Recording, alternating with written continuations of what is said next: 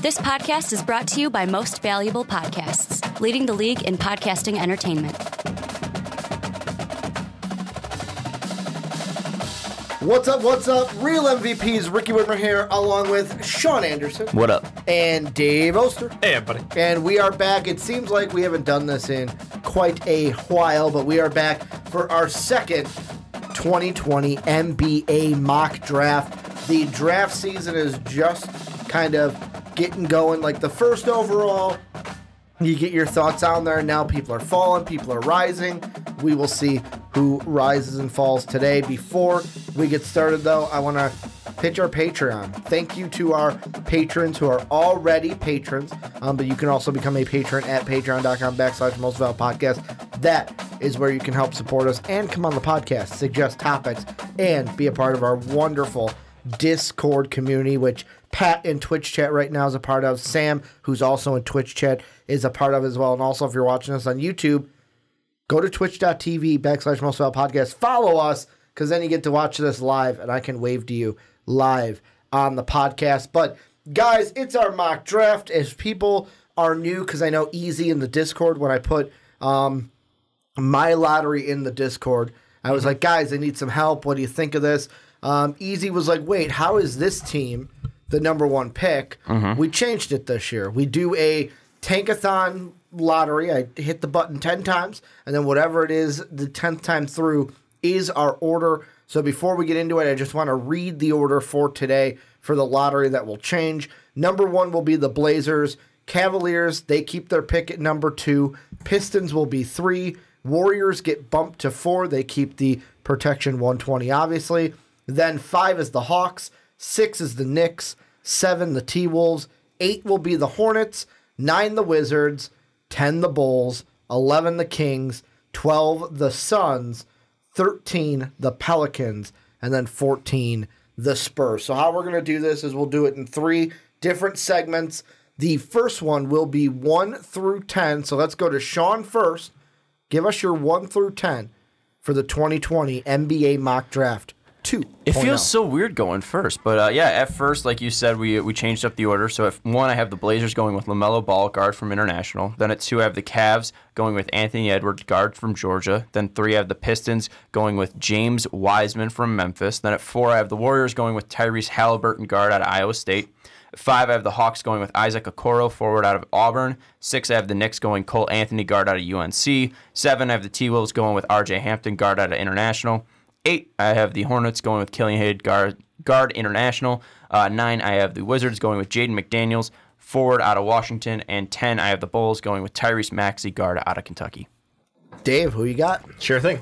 At number 1, I've got the Blazers taking Anthony Edwards, guard out of Georgia. At 2, I've got the Cavs taking James Wiseman, center from Memphis, shortly. 3, I've got the Pistons taking LaMelo Ball, guard from International. 4, I got the Warriors going with Big O. 5, I've got the Hawks going Tyrese Halliburton. 6, the Knicks are taking Cole Anthony. 7, the T-Wolves are taking Deni Avdija. At 8, I've got the Hornets taking Killian Hayes. 9, I've got the Wizards going Isaac Okoro. And at 10, I've got your Chicago Bulls taking Nico Mannion. Well, your Chicago Bulls or your Chicago okay. Bulls. That's what I thought the reference was. I was like, Dave denouncing the Bulls live on the podcast, but we could just put your graphic up for mine. Why do I need to make 2 of them? Because our top 6 are literally the exact same. Blazers for me, going Anthony Edwards, like Dave said. The Cavs, they will take James Wiseman, like Dave said. The Pistons, LaMelo Ball, same as Dave. Then we've got at 4, the Warriors, they go Onyeka Okongwu from USC. Hawks at 5, going Tyrese Halliburton, guard from Iowa State. Knicks at 6, going Cole Anthony. That one we all had the same, guard from UNC. Then I have at, 7, the T-Wolves going Tyrese Maxey, guard from Kentucky. Hornets go RJ Hampton, the guard from Australia. Wizards going Killian Hayes, the guard from, I believe it's France, right? Yeah, France? Him and Theo are the French guys. Frenchmen, I like that better than French guys. And then the Bulls at 10, my Bulls, going with Nico Mannion, the guard from Arizona. So how we do the top 10 is we hit everyone. And the first one, the surprise, they won the lottery. Congratulations, Dame Lillard. You lost last night's game, but at least you win the lottery for our 2.0 mock draft. If the Blazers are number 1, what's the draft strategy for them? And who is the best pick because both Dave and I have Anthony Edwards. Sean, you have LaMelo, so I want to go to you first, Sean. Why LaMelo? Because they already have Dame Lillard. Yeah, well, I think that the fact that they're two different players. I mean, you're talking about a guy who's 6'8", 6'7", possibly. Yeah, I mean, with Lonzo Ball, I mean, he's a different guard than Damian Lillard is. Damian Lillard is right now the hottest scorer in the NBA. I don't think Lonzo Ball is ever going to be averaging, or not Lonzo. Lonzo, I don't think is also going to be averaging over 25 a game. Fuck me. Now I'm just on Lonzo Ball. LaMelo, thank you. Like LaMelo can. I don't think LaMelo is going to ever be a 25-point scorer, and I think that with his body frame, I think that we're seeing so many NBA teams go to these three-guard sets, and I think with his size, it's very unique for a player that is so athletic and so able to move the ball like he can.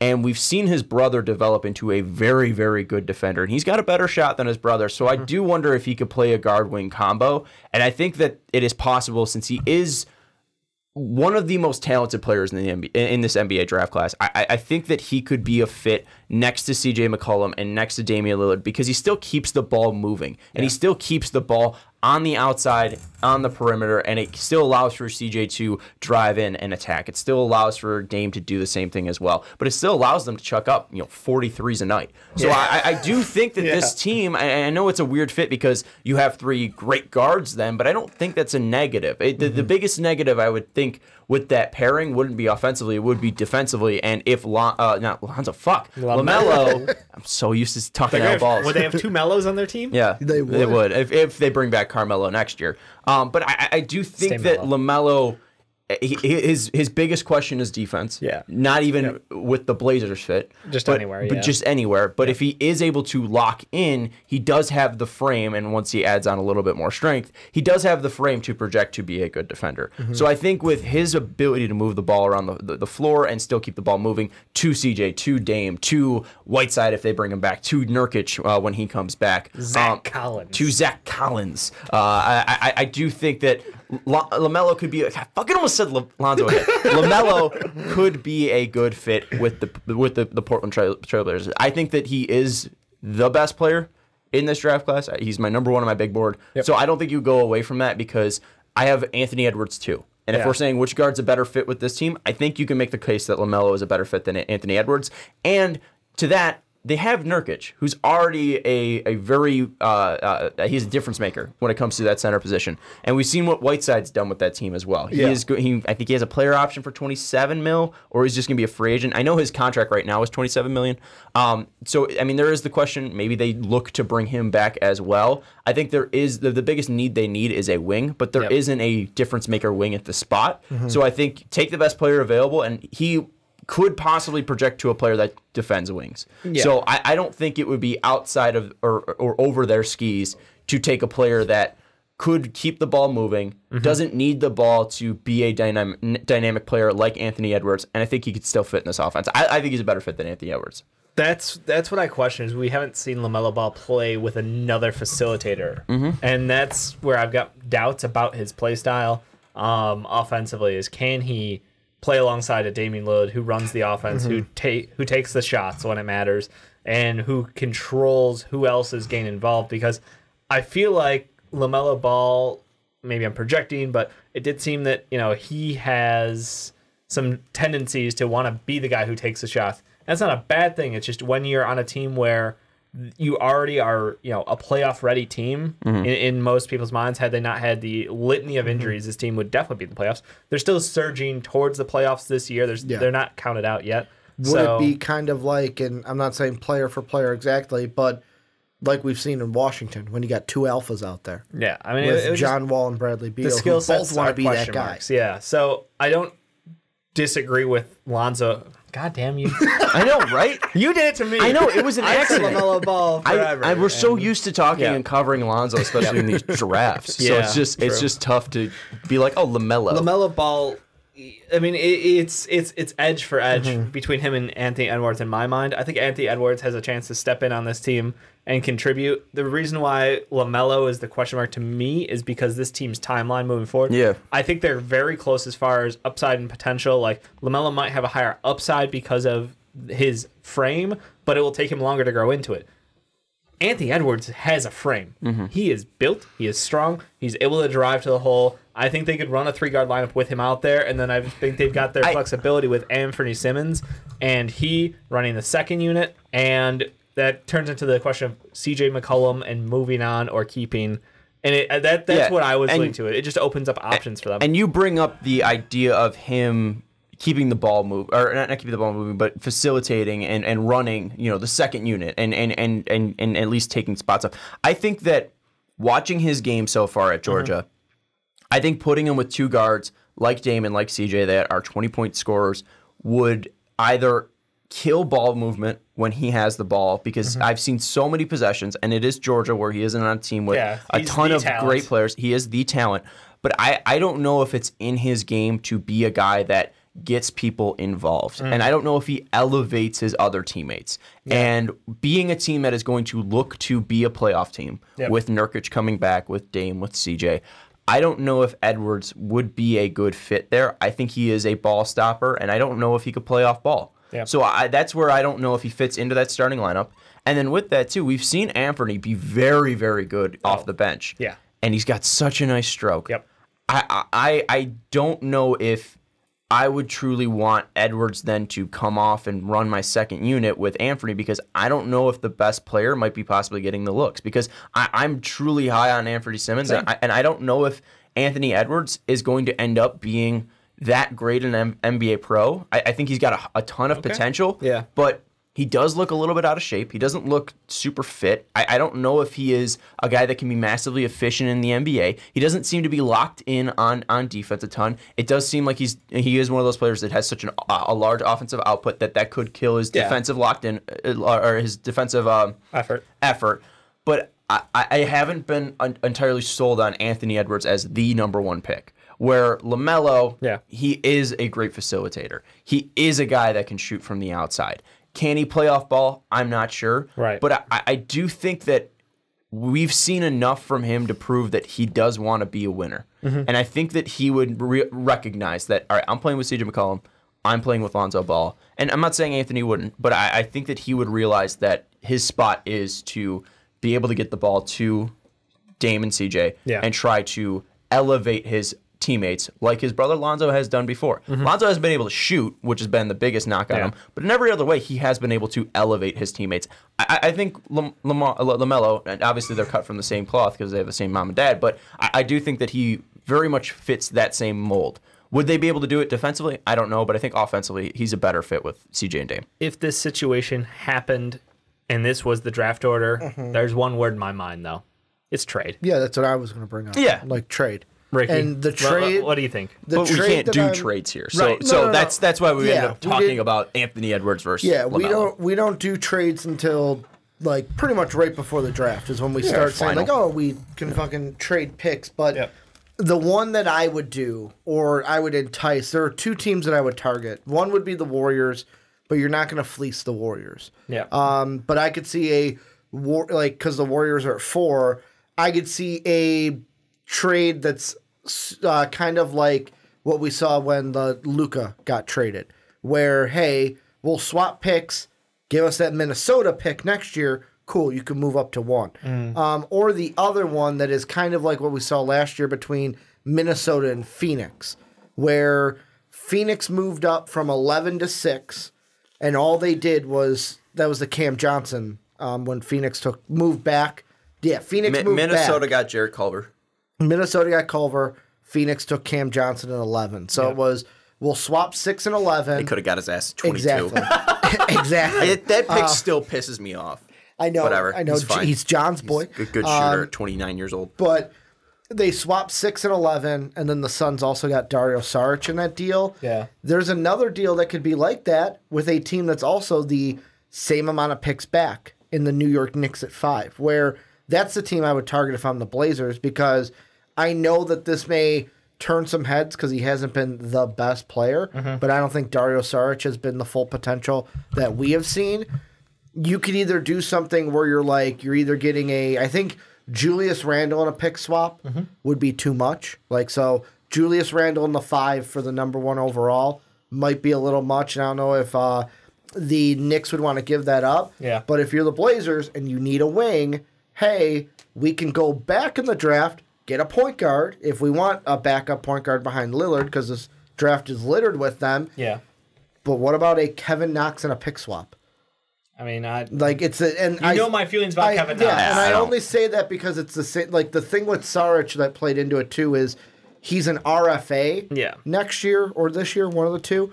He's an RFA, so there's that possibility for control. Right. Where like a Bobby Portis wouldn't, a Julius Randle wouldn't. Kevin Knox, if the Blazers wanted to keep him, there would be more control of him than the others, and maybe it's just a change of scenery. I don't think they have a good enough or a more enticing wing to entice them. I don't think you need to have technically a pick swap here. I think if they're looking to get a wing, I think the number one overall is enough to just be like, all right, we're trading out, but we're going to get the elite of the elite wings out there. What is that market going to look like? I'm not sure. It's going to be difficult, especially because those elite wings typically cost a ton. My mind immediately went, oh, Gordon Hayward if he opts in. But I do wonder what the number one pick would cost because this is a very iffy draft class, right? I'm talking about LaMelo Ball going number one, and like the man says in here, LaMelo can't shoot or defend. He can't defend. That's true. I don't think he's ever been locked in. So if you put him in a situation to win, I wonder what he would look like with a change of mindset to help out the team. And I want to jump in because the Blazers, the only reason they could trade their pick outright without one is because they drafted last year, so they kept their pick, and they have their pick next year, so they don't have to worry about the back-to-back pick. The Stephen rule, and with the shoot part, saying he can't shoot is obtuse. That's just you looking at splits and saying that, oh, he can't shoot, or you're basing it off his brother. His shot is better. His stroke is good. He shoots 72% from the line, which isn't great, but also going overseas didn't seem like a good fit for him. He was so bad over there. I don't think that fully, truly reflected what he is at a professional level. I think he is much better than what he showed in the 12 games over the NBL. And he still jumped his stock up to the top 3 in the draft. Yeah, well, I mean, he was still around that area. Not before the season started, he was not. Top 5-ish. No, like we all had him in top 3. Yeah, but like what as draft far are we as talking about? This draft. Okay. No, I mean what other LaMelo? I was looking at Twitch chat, and I didn't know if we were still on LaMelo or not. We're talking where he was mocked like during the summer versus where he is way at too now. Early. Like he was not a top 3 so player. Sean and I had him at 1 in the way too early. Yeah. Dave had him at 6. Yeah, but that's not the summer. From what I can recall did that later this year. From what I can recall, the guys from like Draft Express had him top 3. Really? Yeah. I thought early in the year like he was not a top 5 pick. I thought he was a late lotto, and then I know ESPN's No. He's always been top 10. I will absolutely fight you on that. Wow.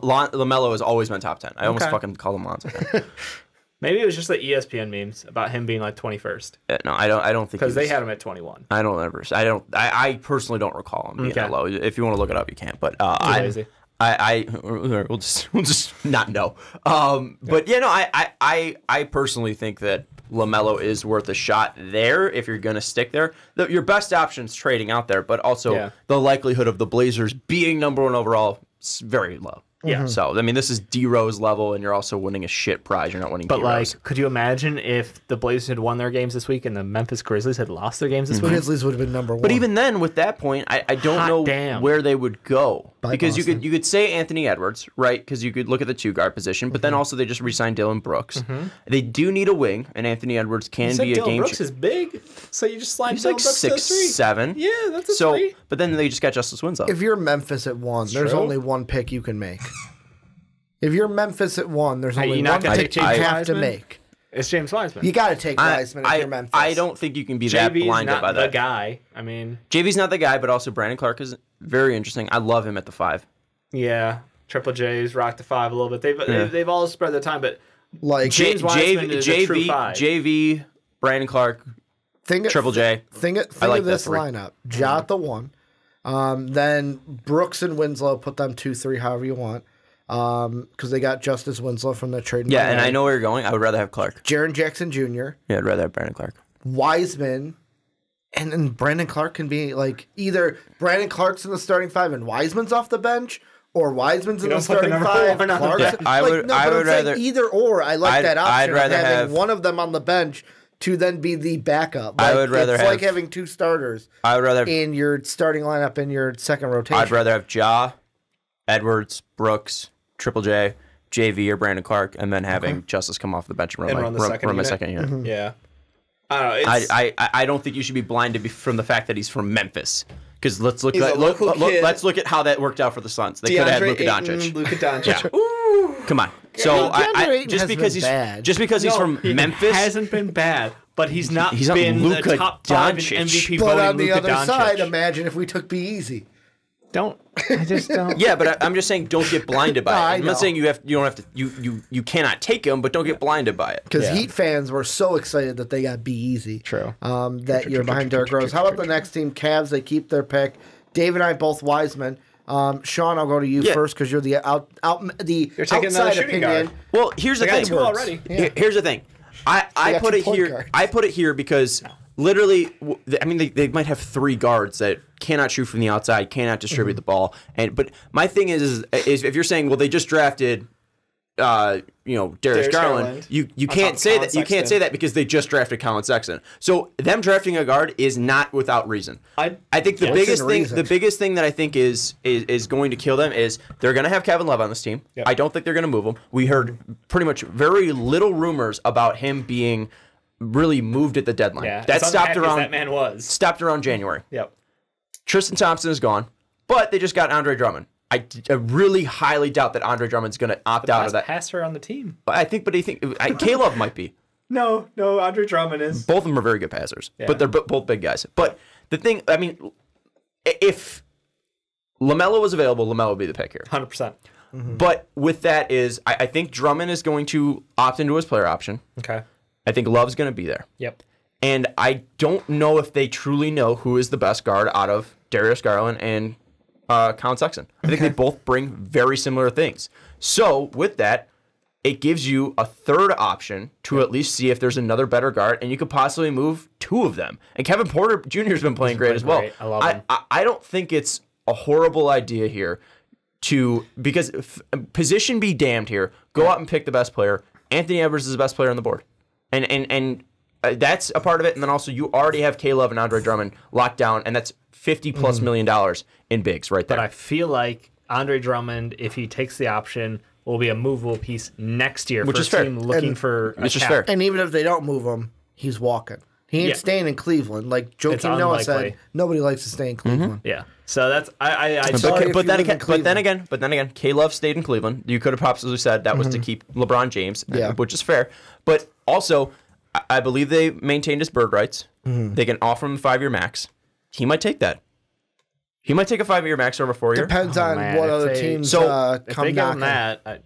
I mean, there's a reason they traded Cleveland, for him. I don't think they would be. I don't think they would hate to keep Andre Drummond around long term. And I don't know if there's a guarantee that Wiseman ends up being better than Drummond. There could be a very high chance that Anthony Edwards becomes the best guard out of Kevin Porter Jr., Colin Sexton, and Darius Garland. And that's why too. Where I want to get John from Twitch chat. Also, John, one of our patrons, shout out there. Saying a couple things. Porter's a talent, talking about Kevin Porter Jr. Yeah. He says they also have Windler, who right now is injured, so that's why maybe at the back of our minds because we haven't seen him. But he's a bench guy. Play. He's a bench guy, and he's not a number 1 option. Edwards, Sexton, Garland, number 1 option. Easy. We did not do the Knicks yet. Knicks are at 5, so we'll get there. But the thing also that I wanted to put out there is with the Cavs, because Dave and I were talking about this before you showed up today, Sean, is I was like, oh, the Blazers would be a team where I trade that pick. And Dave's like, yeah, well, I would do the same thing at number 2, where it's like, I'll be honest, mine I didn't change after the Drummond trade went through. So like I saw that, I went, oh shit, I didn't change that. Would they still go Wiseman? Would they go LaMelo Ball? Because on our board, obviously, LaMelo Ball's still available. If I had your guys' board, I'd go LaMelo. And that's the thing I think where maybe if, let's say, LaMelo's off the board and you're picking between Edward and Wiseman, with me, if I'm the Cavs, right now I went Wiseman because he's BPA and we can't trade. But like if trading out of that to get one of those point guards later on, because in the top 10, there's going to be more point guards to where, hey, we can make a trade, get more draft capital for the future, and get a guard that we think could do the same thing that maybe a LaMelo could have done at number 1. Yeah, shouldn't have drank the Mountain Dew before the podcast, but I did. Oh, well. Whatever. We always have regrets. But yeah, like that's the only other thing where I know, Dave, you brought it up. You were the brainchild behind do the Cavs then trade out if they're 2 and LaMelo's off the board? Or even if it's our situation and LaMelo's on the board? Can I go on a little bit of a rant here? Go ahead. We have talked about this, and we talked about John. That segment's going to be coming out on our YouTube channel soon with the Primetime Podcast about this draft sucking. We are talking about the Cavs, who are shit, possibly trading out of their pick. We were talking about the Blazers, who have Damian Lillard wasting away in Portland without any help, trading out of their number 1 overall pick. At 4, we're going to talk about the Warriors trading their first overall pick. At 6, we could possibly talk about the Knicks trading their pick. We could talk about the Wolves trading their 7th pick. Who wants to climb up this board? That's the question. That's the thing. Nobody does, because this board sucks. No, but this board is shit. For the top 3, though, that's the only after Ricky, for LaMelo, Wiseman, and Edwards are the only 3 prospects I could see someone trading up for. But that's it. But even then, the only 3. even then, I don't think the price is crazy. I don't think you're getting gangbusters here. I don't think you're getting Kevin Love for Andrew Wiggins type deal here. No, that's I don't why think you're I'm getting going more pick swaps and extra picks down the line. With the most recent trade we've seen in this area was the Luka and Trae Young thing, where you ended up getting Dallas's pick. I don't think that anybody wants to move up this draft. I don't think there's a reason to. What I could totally see, and I'm bringing in Easy, who is in Twitch chat, one of our patrons, says, stop screwing over my Knicks in the draft order, even though that's where we are on Tankathon, I think. It's completely random. We did randomize, so that's why I think the Knicks are a little lower. Joking with us. He's a fan. Yeah. No, I think want my team to be higher than 10. Also messing with it. The Bulls moved to 10. I'm like, oh, dear God, no. Easy's a supporter. Easy's a patron. I think he's just screwing with this point. I mean, the thing that I think of is, let's say the Knicks were going to jump up. I'll bring them. I could see them going pick swap, and then, hey, we'll throw Dallas's first in there. Well, Dallas's first is not going to be a top 10 pick. It's still a first-round pick that could entice a team, and it's not obviously going to have the same value that they thought it might have had because Luka and KP I don't think excelled the Mavericks up to places where we thought they'd be a playoff team, but we didn't think they would be as good as they are so early. You're talking about the Hawks, the Mavericks. I'm saying the Knicks. So the Knicks are at 5. If they wanted to trade up to, let's say, 2 to get Wiseman or 2 to get Edwards, I think they could do a pick swap and then that Dallas pick from next year. Okay, I was confused. I thought you were talking about Dallas trading that pick, and I was like, oh, they can't do it. I understand what you're saying. Yeah, so I mean, that I could see happening. Not like we're going to trade K-Love for a top pick. But even then, there. I don't know if the jump is necessary enough. The jump for Dallas was necessary enough because we've seen what Luka Doncic is. Hey, now the Hawks got Trae Young too, and they got Cam Reddish along with that. So not a horrible trade for Atlanta, but Dallas won that trade, right? And they made a smart move going up and getting a prospect that was the best in the draft that fell to 3. And that was one of the best drafts that we've covered. We've covered this draft for 5 straight years. Yep. That was the best draft we've covered. Has it been 5 or 4? I think it's 5. Did we do the one before? It could be 4. Because it was 2016 we were together, so I'd say 4. Anyways, that regardless. I do think that there isn't a talent here that is that game-changing that if you're picking at 6, you can't find at 1. I don't know if LaMelo Ball is that good, and that's he could that's miss separate. just as hard. He could, Good point. There is no solid pick here. Okay. I think James Wiseman is that, but then again, how much of a difference have we seen centers make in the NBA? Now you're starting to come to my side of the table where it's why draft centers? That's why with the Warriors, them sticking and picking Wiseman could make sense because he could be a player that makes an impact on a playoff team because he is already in his body. He can rim protect. He can be exactly what they want. He can run the floor. He could be an excelled version of what they've had at the center position. Right? They could have a great athlete at that position. Yeah, that's it. He's not going to be coming in and dropping 20. Right? That's not what they're drafting him for. They're drafting him to play behind Andrew Wiggins and Klay Thompson and Steph Curry. Right? I don't know if there is that game changer here. I think the Knicks are better off keeping those picks because 2021 is going to be the year for every team. Yeah. It's going to be the year for free agency. I think with their Mavericks pick, it's going to be their year to try to move up. I think 2021 is going to be the more important year. Is that also the draft where 18-year-olds might be able to enter if they pass that? No, we haven't. They haven't passed it yet. But if they do, will that be the first one? 2021. Okay. It would be 2022, I think. I just think that whenever Bronny's coming out, that's the year. Because Bronny don't go to college. Sophomore. So they would have to do it for 2022? 3 years. 2022. Yeah. But I think 2021 is where teams will start. 2023. Because if he's a sophomore now, it'll be 2021, 2022, and then 2023 would be his first year out of college. No, but 2022 will be his senior year. Good point. Lawyered. So next year yeah. will be the 2021 draft. Yeah. And he'll be a junior. Then 2022 he'll be a senior, but he'll already graduated, so he can be a. Can you do that if you graduate as a junior? Can you enter the he'll NBA? be Ricky. So he's a sophomore. Yes. Next year he'll be a junior. Yeah. So he can't. Then that'd be the 2021 draft. Slow it down here for Ricky. Okay. This year he's a sophomore, and the draft is the 2020. Let me walk it through myself. So draft. 2020, the 2020 draft. Yes. He is ending his sophomore year. Yes. 2021, he has ended his junior year. Yes. 2022, he has ended his senior year. And he'll be a. Yeah. Okay. He'll be a senior. Finishes, and the draft happens. Just took me a little bit to get there. He doesn't have to then wait another year to get in the 2023 draft. Took me a little bit to get there, but we got there. No, I'm just We're saying all here now. that's the same way I explained it. So it's just we wasted time explaining that you're Gotta get stupid. there in 3 hours. I really don't want to go 3 hours. Anyways, just wanted to say this draft sucks. All that. Long-winded. All that for that. There's a lot of people who would like to move down, but the question mark is who needs to move up and get guards. Yeah, because, I mean, this top 10 is littered through them. Let's move on to the next one. A team that needs a guard. That's why I had him go LaMelo. Dave had him go LaMelo. If the Pistons are at 3, Dave, because this is a move up for them. Right now on Tankathon, without this, they'd be moving from 7 to 3. Yep.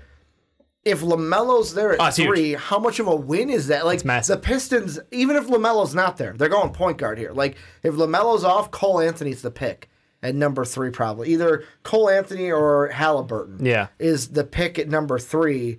But what would, if LaMelo Ball was in a Piston uniform, that ugly Motor City uniform that Soapy hates, how good would they be? Would they definitely be a playoff team? No. You need a healthy Blake Griffin. They're almost there right now. You need a healthy Blake Griffin. They're right there. They're close. They gave away their all-star center for peanuts. But they're D's close.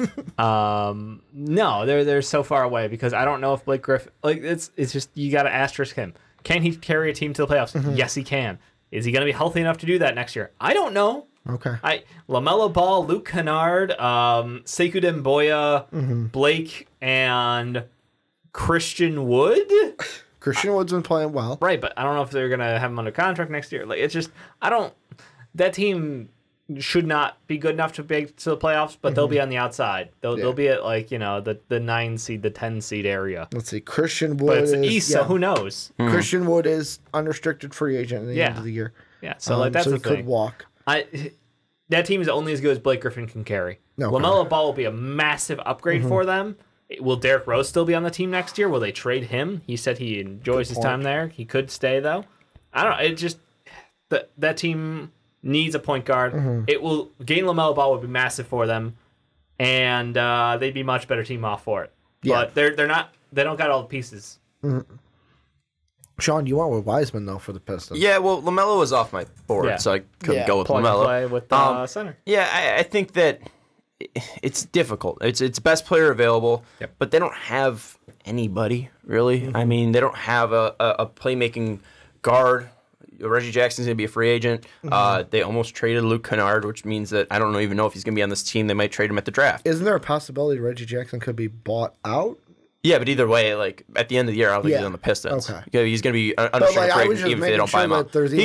He could be bought out this year, but even without that, he's not going to be on the Pistons this year. I think that's why they buy him out, because he's not going to do anything in the Pistons. So buy him out. He'll be off the books anyways, and he can go, do something with his life. But I think that they have Bruce Brown, who's played very well this year. I've been surprised with what he's done. He was a second rounder like 2 years ago, I think, coming out of Miami. But I don't know if he's the guard So you could see a guard go off here. I don't think they go forward. They just went Sekou, and I love Sekou Demboya, and he hasn't got a ton of run yet. He's getting much more now. He's been in the G League, but he's been very good in the spurts that we've seen him. It's very explosive. Much more explosive than I expect him to be against NBA competition, which I've loved to see. He had a couple games, I think against Cleveland, shocker, horrible team, that he was just bombing threes, which was great to see. And I love Sekou. So I think they have a good wing. And you brought up Christian Wood. This team's very thin to me. I just think going best player available isn't the worst idea. I don't know if Therese Halliburton or Cole Anthony or RJ Hampton or Tyrese Maxey make that big of an impact for them. I think this, though, is where Killian Hayes might rise. Yeah. 6'5", very good ball handler, very good passer. I think that he could be a guy that if he's able to start showing a little bit more of a shot, I think that he could be a guy that rises up, and that could be a guy that the Pistons look after because he is a guy that could be a number one guard. Don't know if he's going to be the scorer that an Anthony Edwards would be, but I think that he could be a facilitating guard and a very good one in the NBA. So if he continues to have good outputs over in the European League, I think that he could climb up some ranks. Halliburton, I think he's going to be limited. I think that Killian Hayes has shown more potential than a guy like Halliburton has. But right now, I haven't seen enough out of Hayes as a scorer to have him shoot up. But if he shows a little bit more of that, I think that he could be a guy and play for the Pistons. But at least for this one, 2.0, we're going to have 4 more of these. I just want best player available. Yeah. I think Wiseman's the guy. Got rid of Andre Drummond. I don't know if they really wanted to. Fills a spot. Yeah, I understand that. I mean, with me, the one thing I was going to say that you mentioned was you're like, oh, there's not a forward here. And the thing that I look at is... Well, I said outside of Sekou. Yeah. No, I mean like in this draft that they could take this high. Yeah, that's true. Like, and even I know you had mentioned. I'm trying to see Dave's highest forward is Abdia at 7. It could be Okoro. Okoro's my highest. Yeah, mine was McDaniels at 11. We'll get to him. That's your highest. And forward? then I didn't have a 3 in that top 10. And then yours is Okoro at 5. I think this is going to be a draft all throughout it, where we're going to have, I feel like during the live stream, you may have an aneurysm. And the reason why I say that is there's going to be a lot of Cam Johnson picks, I feel like, in this draft.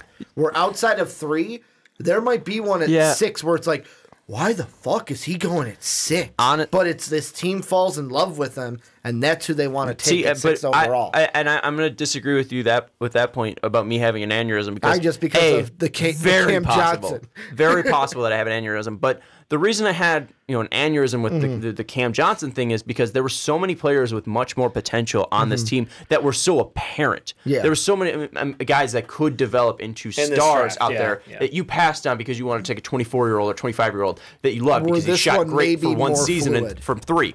Where this one, I said this before, this is where NBA scouts make their money. Yeah. This is where the YouTube scouts and the NBA scouts are separated. I'm a guy that this is what I think, right? But these guys are paid to do and see and develop and discuss and scout these guys, right? That is their job, and they are trying to find the next star or the next fit on their team. So I don't really care if a guy like Aaron Nesmith goes in the top 5. If that happens, go with it. I don't care.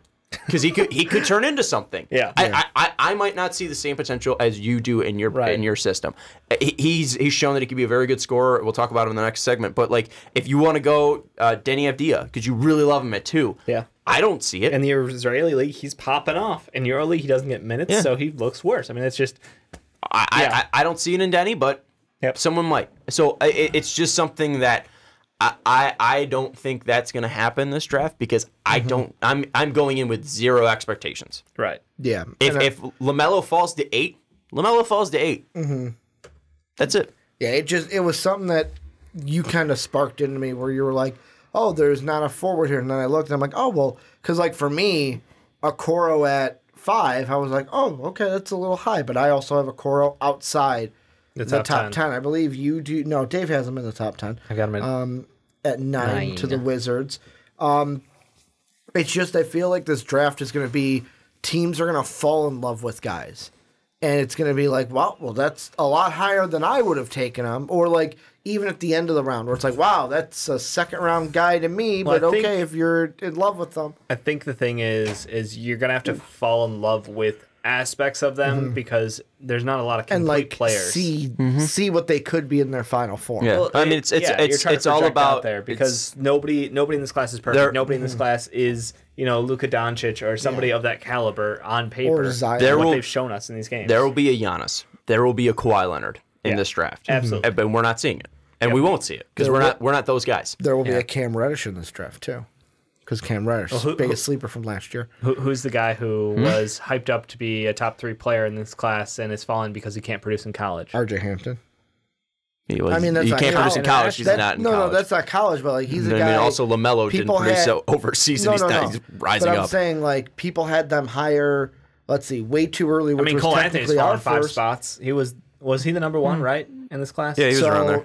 And I know way too early wasn't. I think Wiseman was the number 1. Oh, you're right. Prospect. Wiseman was I'm only doing the way too early for us because it's the first draft we get. Nico fell. Our first was you had Cole Anthony at number 1. Yep. So for you, Cole Anthony would be a faller right now.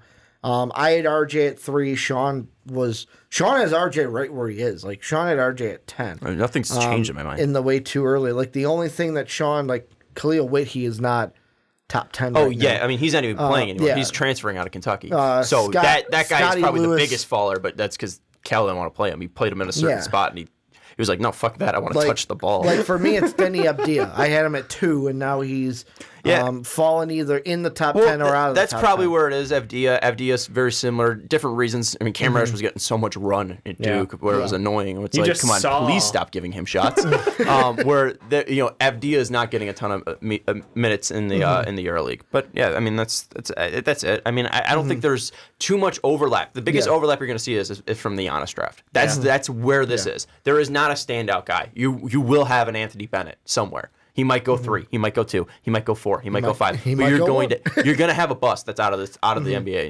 in 2 years. What about the next team, the Warriors? They lose out in all of our mocks on James Wiseman, probably the guy that the Warriors want the most. Yep. If that's the case, Warriors lose out on Wiseman. They're sitting here at 4, outside of that 1, 2, 3 that we think are going to be in the top 3. Sean, you were the one that, yet again, is different because Dave and I are on the same Big O. There's 2 guys. Yeah, I mean, there's 2 guys. It's Onyeka. Dave's I got to go with him. His name's Big O. There's 2 guys. There's Big O and Onyeka Okongwu, the center out of USC, or in my mind, Therese Halliburton, guard out of Iowa State. And the reason is very similar to my Trailblazers reasons. I think they're going to trade out, or they should at least. Yeah. And with that, I think they can run 3 guards. And this was also, they could play off the Wiggins thing. They can go super small, move Wiggins to the 4, and just use them like Jabari Parker as a cutter. Draymond at the 5. Yeah, Draymond at the 5. We've seen that before. Halliburton is a guy that moves the ball and he shoots very well, and he could play defense very well. Yep. That doesn't sound like a Warriors guy to you? Long, lanky. I mean, he's a limited athlete. He's got an ugly shot, but the guy produces. Yeah. And I really. I can knock him by saying you got an ugly shot. It's not gonna go. It's not gonna work in the NBA. But every fucking time I look at his stats, every time I look at his video, it just works. Yep. Every single time, and that just shows to me there is something that he knows with either his technique, his ability to get to where his spots are on the floor, his repetition. It just seems like he's a hard worker. He's got a good head on his shoulders. I think he's a Warriors guy. Is he gonna be a star? No. But can he be a starter for 10 years in the NBA plus? Yes. Yep. And I think that if they want to go with unique lineups and they're not going to trade out of it, I think they're either going Onyeka Okongwu to get that rim protector, that rebounder, that force either down low, or they're going to go with speed and they're going to try to kill people again with that. And I think that we see the NBA getting so much about space and spreading the floor out. Well, how are you going to truly attack that? Get fast guys, get guys that can pass, keep a fast-flowing offense out. I think the Warriors have lost that because Steph's getting older and Klay's getting older. Well, then why put so much pressure on Steph and Klay, who are coming off both injuries? Yep. Go get a guy who can not turn the ball over, like Therese Halliburton, can move the ball around, and then also if you have Steph and Klay moving the ball around, he could still shoot and be a threat from the outside. I think Tyrese Halliburton could be a very unique fit for the Warriors because of his length and athleticism too. Because he's got a great wingspan, so he could be a guy that develops into a wing defender. And I'm gonna jump in on Halliburton only because I'm gonna use it because I have him going to the next team, the Hawks. And the thing I love about Halliburton when watching the tape is his passing ability, where it almost looks like Where everyone else, where it's like Nico Mannion, I kind of get where he's more of like, I want to say Derrick Rose light, where it's like he can pass, he can get someone involved, but he is a driver. Yep. He's going to drive in, kick out, or drive in, try to score, and he can kind of shoot as well. You look at Killian Hayes, him over in France. He can drive, but I look at him and it's like he's 18, he's very young. He's probably the one where it's like, okay, what are we getting later down the line more so than all the others? But he's a guy that's more of a scorer rather than a passer in my mind. Then I look at Halliburton, and it's like his tape, it's like he comes down the floor with that speed that Sean talks about, and he's automatically looking for, okay, where are my open guys? Where are they? Okay, dish it off to you. Yeah. Okay, dish it down low.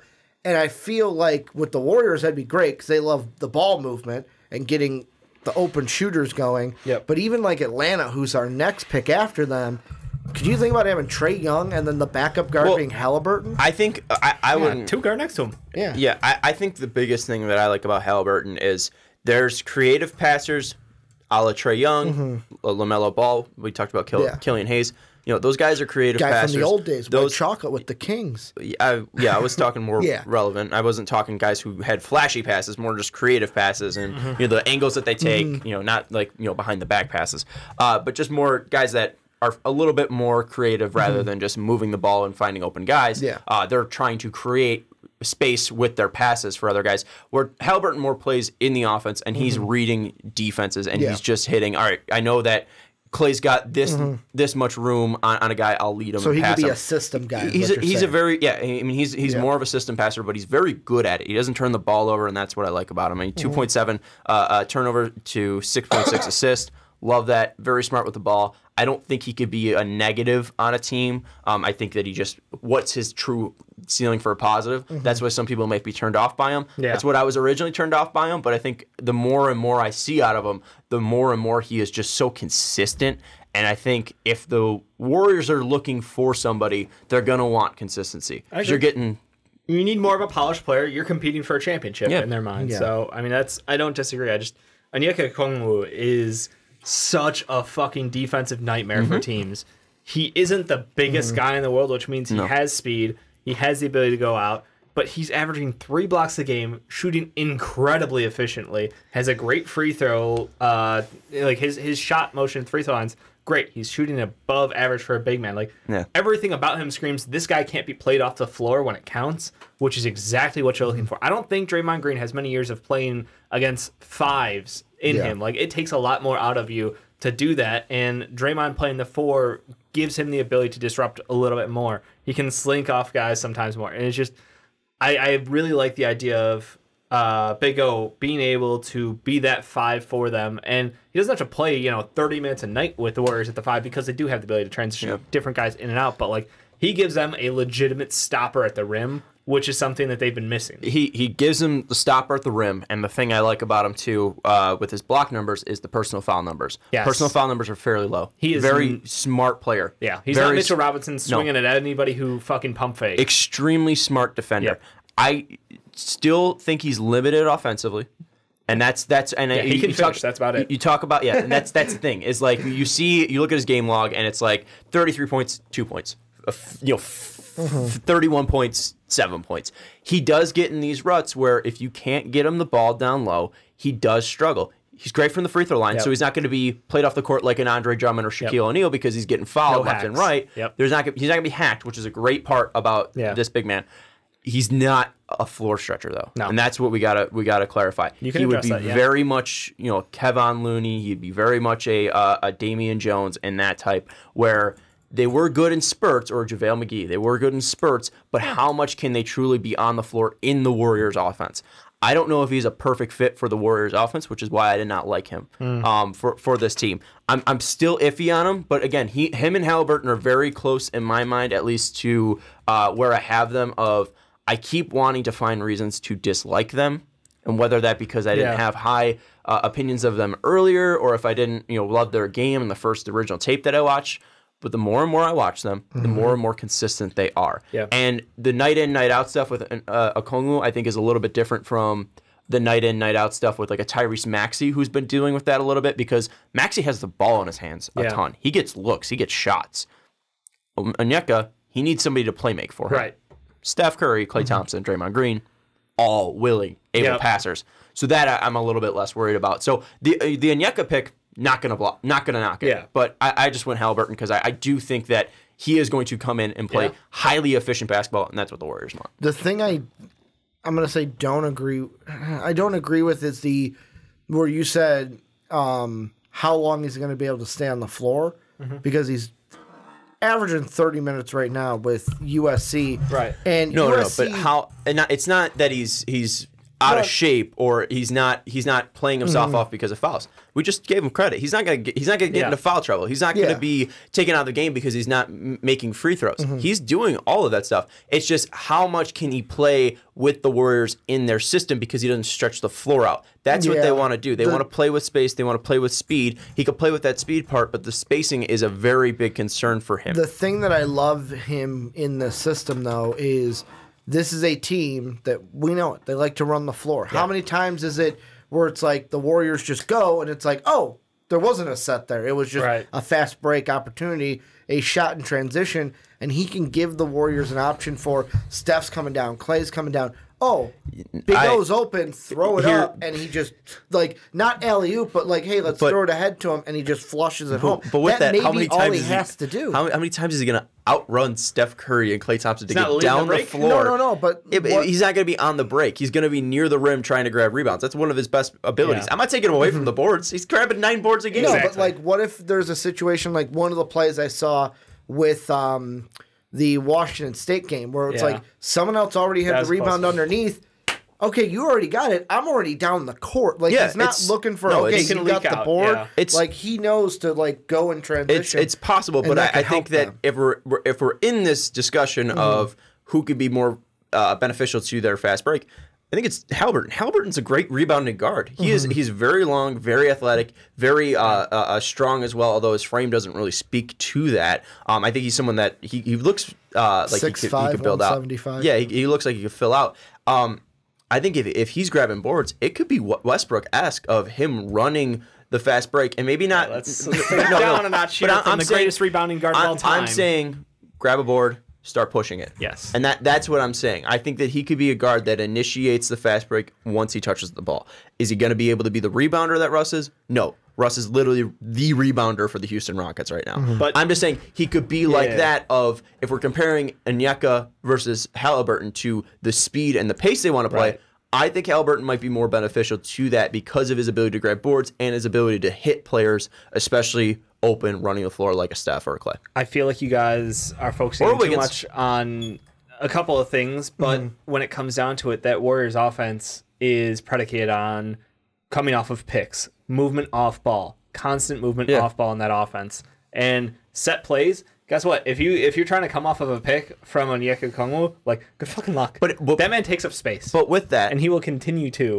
I think that if he's setting picks out from beyond the perimeter because he's not a player that currently sets picks for Draymond and him as options. But he's not a player that currently sets picks for that USC team. And I think the reason they don't use their offense that way. Well, they don't use that offense that way, but also I think that the idea then of switching is really just negated there. Because if you see a pick, there's no point to blitz them. There's no point to come out. The picks are just to peel off for why can I not think of Klay Thompson's name? But yeah, it's just the way they peel Klay and Steph around picks. Like they create their own space because they can use their bigs as walls. I think that is how that offense fucking rolls. Top of the key perimeter picks would be negated by Onyeka Okongwu because he can't step out. And I think that defenses will be very lackadaisical to then get on him because I know he could definitely roll and leak in, like but not as the pick and roll primary. I know. I was saying, and that's why I clarified at the top of the key picks. That's where I think that he would struggle in this offense.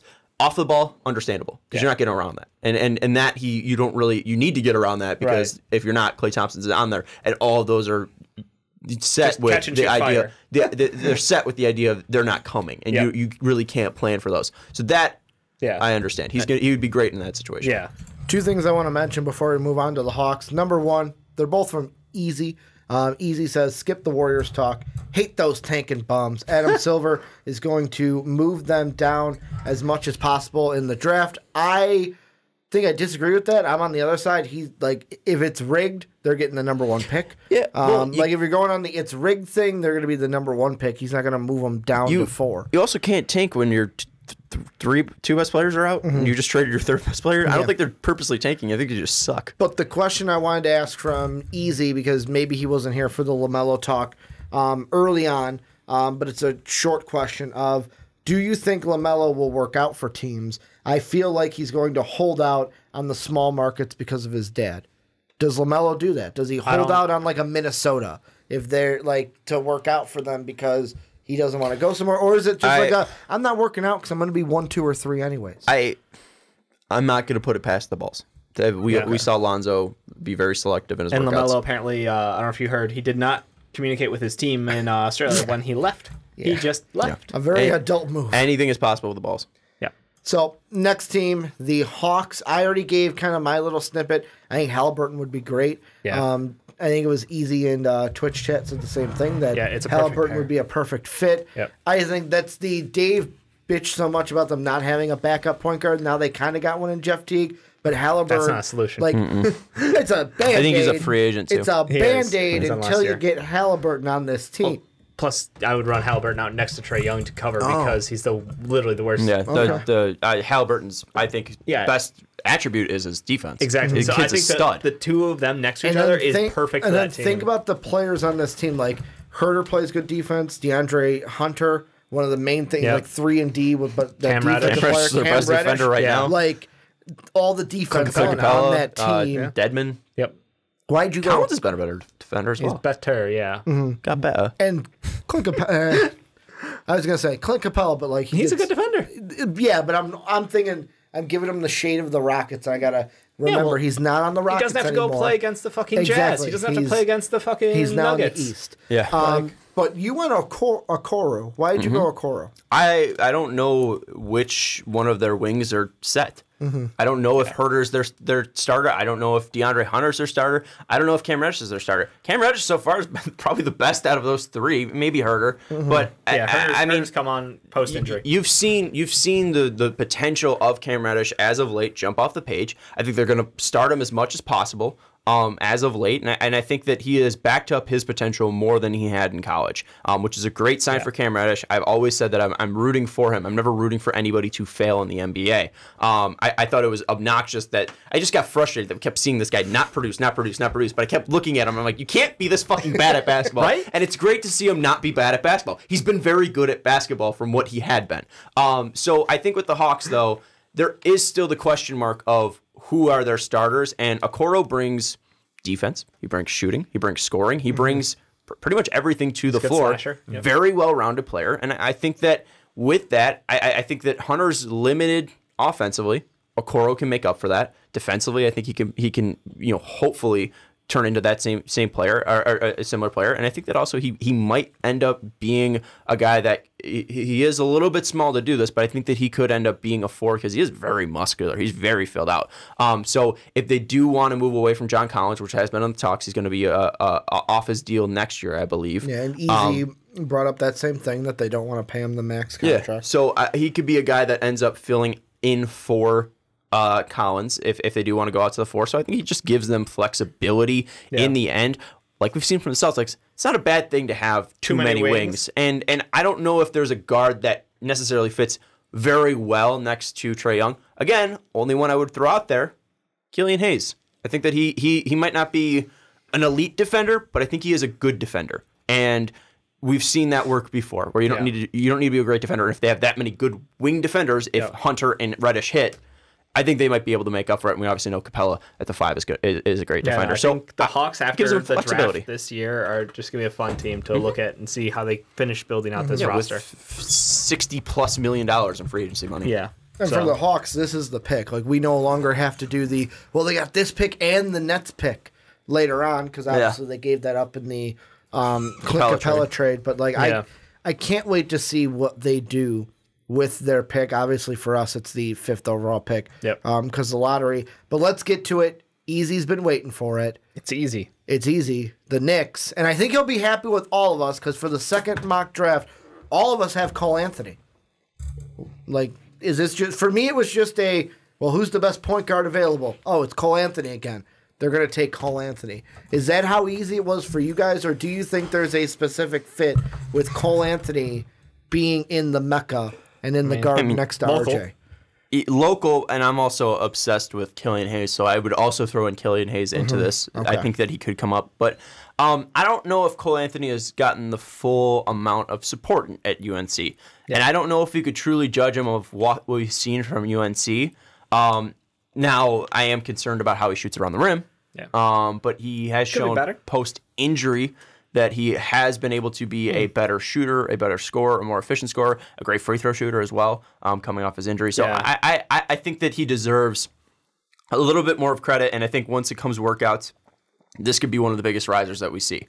I think that he could play his way into the top 3 pick if he has very good workouts. Yeah, I mean, he has that uber upside scoring potential. He's got the right mindset. He's always attacking the basket. Like you said, if he could finish better, he'd be elite because his free throws are landing. He went 14 of 14 in his return game, which was incredible. But again, it's just the shooting needs time to come there, and the question around UNC's offensive system because of their lack of supporting cast is putting a lot of pressure on him. So is he taking bad shots? Yes. Will he take bad shots on a team when you do have other players out there and an offensive system? I think he's a good fit next to RJ Barrett moving forward. I like the two of them playing together. I think RJ can take some pressure off. RJ can ball handle as well. He can facilitate. RJ's, that box of he's good at he's a little bit good at everything. Yeah. He's not great at anything yet, but he's not capped. The thing with the 2-point or the around the rim thing is, I mean, right now he's shooting 36% from twos. Yeah. And he just shot 2 of 12 from 2-point land in their last game against Florida State. Florida State's a great basketball team, so I'm not going to bash them, but they're going to have an upcoming test as well against Duke, and that's going to be up against Trey Jones, who's in this same class as well. So Cole Anthony right now, I don't think 11 games is enough to move him out of the top 10 because not all of them have been good, but I don't think they're bad enough. They're not bad enough to move out of the top 10. They're not good enough to move him up. Yeah. So is he a bad pick here? No, because he has a ton of potential, but I don't think we've seen the true Cole Anthony here. Yeah. We might not either. The high school mixtape Cole Anthony, disgusting. Is a different man than what we're seeing right now. And I know this is stupid, but he's got the look. It just seems like he is going to be a good basketball player. And I mean, yet again, like you say, Dave, the whole he's got the look, but the high school mixtape. That's a reason why the very first one of these we do, when all it is the high school mixtape, way too early. Dave's got him at number 1. Sean's got him up there at number 3. I don't remember why I had him at number 6. I don't know. Maybe I was just a little bit low on him. But, I mean, the thing with Cole Anthony is, like you said, 11 games. It's kind of in the Darius Garland territory, except he's come back. And he's not, it's not an injury where he only played a small sample size and then we never saw him again. We're seeing him Garland again. Was a severe knee injury. Yeah, Anthony the injuries very are small different. But I'm saying, the sample size is not going to stay small, is what I'm getting at. Yeah. He's playing now. We're going to see what he can do. UNC got a shot at tourney? No, right? No, they're consolation tourney?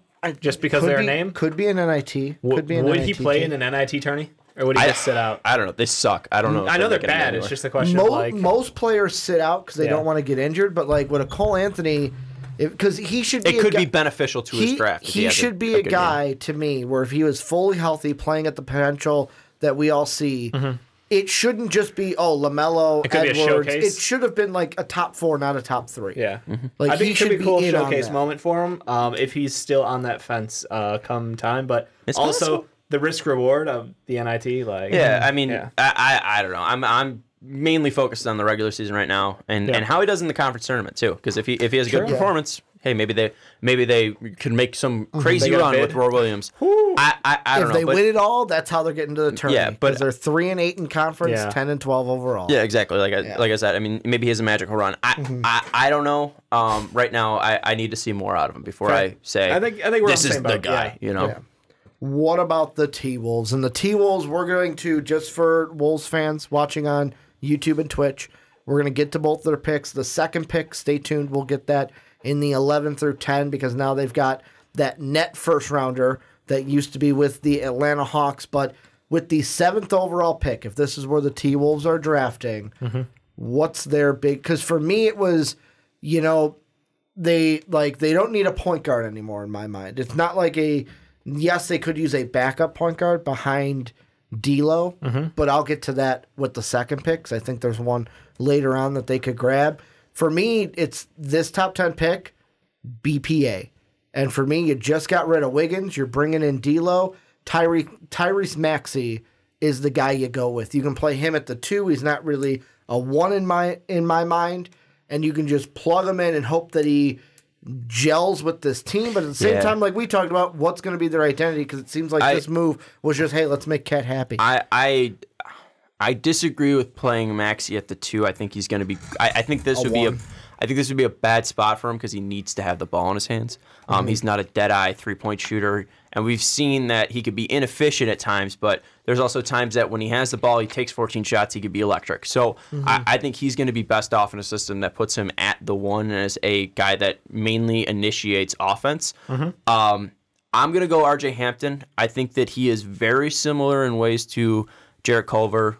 You know, a guard forward, can play the 2, can play the 3, good ball handler, good passer, can shoot from the outside, a good scorer. I think that you're really just taking, like, he is going to be, you're just getting 2 guys that can play the 2 and the 3. And you're just filling it out, and hopefully one of those guys can be more of a better defender. And you know, wings don't hurt in this league. And I don't think RJ Hampton needs the ball in his hands.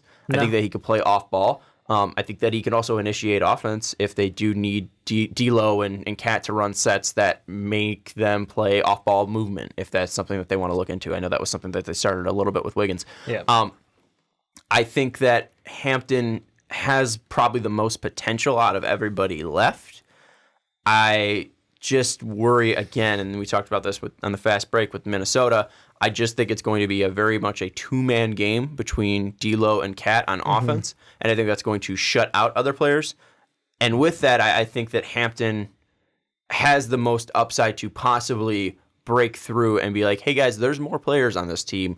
Let's get them involved. And I like Hampton's potential, but with the T-Wolves, if they went and just got a shooter, maybe they go Jaden McDaniels. Because he's a great shooter from the outside. Or no. What am I talking about? No, he's not. I'm thinking somebody else. He's the big guy. I don't know. He's the big guy. Big guy. Who are you talking about? I don't know. You talking Nesmith? No. Aaron? No. Relax. I fucked you said up. shooter. And Yeah, I know. I fucked up. I fucked up with McDaniels. Are you thinking Abdia? No, Obi Toppin? I fucked up. I fucked up. We talk about so many fucking players. You mean I'm big guy out of it. as a 4? No, McDaniels is big. That's all I meant. okay. And I just fucked up. Okay. I fucked up there. Moving along. My God, yeah, move along here, guys. I like Hampton. I usually play the Ricky throws out more names for you to say no. Ricky, throw like 6 more real quick for him. Why did I think Jaden McDaniels could shoot? Vernon Carey? He had been Xavier able to Tillman? shoot. He's been slumping real hard. He had Ayo a touch. Dosunmu? Jesus Christ. All right, so I took Denny Avdia. I thought that A guy who's fallen. the guy who's fallen for all of us. has been I'm brutal. still the highest. I like him more than RJ Hampton. RJ Hampton, I feel like I didn't get to see enough of him to have any confidence in his game going forward. The fact that he was limited minutes when he was over in the NBL, he didn't have any consistency around his game. He had a couple of good performances, and then he had equally bad performances. So like, I just never felt like they gave him the rope to run with. Maybe given the chance in the 5-on-5s during the NBA draft combine. I'd love to see that. I would pay to get in there. Absolutely would love to. But like, it's just hard for me to put him that high. I know he has the upside of being that, combo guard with the ability to run an offense, but also can take over a little bit. I just think that Denny at this point is being slept on then because he has the size. He has the handle, he has the shot, he has the defense, and in the Israeli league, he is getting the playing time to show out. And yeah, I get it, like his yearly performances weren't impressive, but it's also only gained like 13 minutes a game or something at that point. So it's it's you know? I'm looking at upside, and you don't get guys with his frame and his skill set often. Yeah. And I know that I don't want to ride too high on Euros just because of the fact we've had a couple of good Euros in the last couple of years. But, like, he is deserving of a, you know, top 10 pick. And I think the T-Wolves team needs someone else who can score. And if they do go ahead and get him, he would be an excellent wing for them. You know, when they want to run small, they can move Cat to the 5 and roll him out there. If they want to run big, they can still slide him around. It's just, I like his fit going forward, his skill set with the Timberwolves. Yeah, and I mean, the thing I'm trying to think of with the T-Wolves is this team is not fully together. It's not in their final form. This is a we just dropped a nuke on their team, and we're looking at, you know, D'Lo is the only point guard on the roster. Yeah. So going with a backup point guard here doesn't seem like a need because you think they can address it in free agency and get like a filler backup guy, right? You don't want to waste a top pick on someone who's not going to see the court. But if they see it as BPA or fall in love with someone, that could be something. But like, I look at this roster and I'm thinking the future down the line of their perfect roster. D'Lo's at the 1. Yep. I don't think you like Kogi Beasley and Culver are all potential twos. Here's the thing with Beasley, it's of course I think he gets re-signed because he's an RFA. Alan Crabb, is he even back? I don't think he's back next year. No, he was just contract walked, go away. Kogi, I think, is the guy where maybe you hope he can be the 2, but maybe he's not, and he's just the backup. Like he's in that second unit. I think Jarrett Culver, they want him to be the starting 3, and then at the 4, I throw out Nasreed just because Sean loves him. But I don't think they have that future 4, and then obviously Cat. So to me, could be the 4 though. To me, that's why with Maxey, it's like, okay, get that 2, and even if you have to play him as a backup point guard, you can kind of do that because he's got kind of both feels with it. But really, it's either you're going with a guard or you're falling in love with somebody like an Abdia, whom some people may be like, wow, he's not even a top 10 pick. What I want to do before we go in the Hornets is Captain Matt wanted a quick rundown. So let's run down the picks we've made. Blazers, Dave and I had Anthony Edwards. Sean had LaMelo Ball. Cavs at 2. Dave and I had Wiseman. Sean had Anthony Edwards. Pistons at 3. Dave and I are going LaMelo Ball. Sean goes with James Wiseman. The Warriors, Dave and I have Aneka Okongwu, center from USC. Sean has Tyler Halliburton. It's going to happen 2 more times, so get used to it. Hawks at 5. Did you say Tyler Halliburton? Tyrese Halliburton. Thanks for the catch. Tyrese Halliburton. Dave and I have him to the Hawks at 5. Sean's got Isaac Okoro. And then the Knicks at 6. All of us have Cole Anthony. And then the Wolves, who we just did. Dave had Denny Abdia. I had Tyrese Maxey. Sean had RJ Hampton. So Captain Matt 5. He wanted a quick rundown, so that's why I went ahead and hit him. And Sean wants to throw out what I meant with Jaden McDaniels. The free throw percentage. Around 75%. And he started off early, a little bit more decent. I think he was around 35% from 3. So that's immediately why I thought about the McDaniels thing. But yeah, no, recently it has been bad. Yeah, so I was still he slumped to the point of being put in the bench. I was still back in mock draft 1.0 days. Yep, gotcha. But yeah, no, he's been horrible. I think his last outing was like 0 for 4 against ASU, and it was not bad. Yeah, so that's why he fell the fuck down my board. Yeah, so I mean, he's a guy that we'll talk about a little bit later. But yeah, no, I just wanted to clarify that because that was the dumbest thing I've said at least this year so far. Well, we forgive you. Let's move on to the Hornets. Also, and I've got a question. Real quick. Go ahead. How's it feel to not be on the We Agree podcast, Sean? How's it feel to be on the outside of that show? Fine, I'm right. We'll see. Okay. You're on his side. He's picked Zach LaVine 3 times in January for Yeah, but on the draft, like as we were going through the draft, like I was like, wow, Ricky's getting pretty good at this shit. He's never been bad at it. I don't think I've been bad at drafts. Have I? Well, that's a conversation for another day. I'm trying to think. When we were right, when we were wrong. Moment. But yeah, I mean, I fall in love with guys, but who doesn't? With the Hornets, I have a question for both of you because both of you have Killian Hayes. I've got RJ Hampton. Did you say no? I said no.